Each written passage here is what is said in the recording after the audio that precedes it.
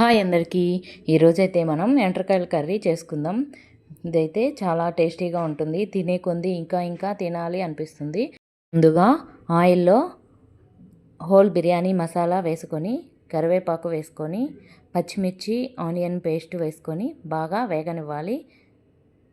ఇప్పుడు అల్లం వెల్లుల్లి పేస్ట్ వేసుకొని బాగా వేగనిచ్చి ఇలా ఆయిల్ పైకి వచ్చాక ముందుగా క్లీన్ చేసి పెట్టుకున్న ఎండ్రకాయలని ఇందులో వేసుకొని పసుపు ఉప్పు వేసుకొని బాగా కలుపుకోవాలి.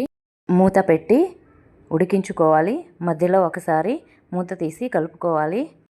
మూత పెట్టి ఇంకాసేపు ఉడికించుకోవాలి. ఇప్పుడు మిక్సీ పట్టిన టమాటో పేస్ట్ వేసుకొని కలుపుకొని ఉడికించుకోవాలి.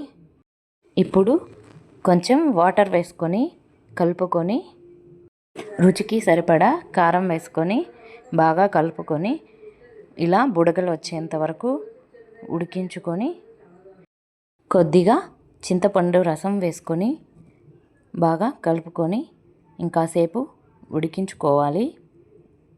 ఇప్పుడు ధనియాల పొడి వేసి కలుపుకోవాలి. కొంచెం ఉడికాక చికెన్ పౌడర్ వేసి కలుపుకోవాలి. ఇప్పుడు కొద్దిగా కొత్తిమీర వేసుకోవాలి. అంతేనండి, ఎండ్రకాయ కర్రీ రెడీ అయిపోయింది. ఈ వీడియో మీకు నచ్చినట్లయితే లైక్, షేర్ అండ్ సబ్స్క్రైబ్ చేయండి.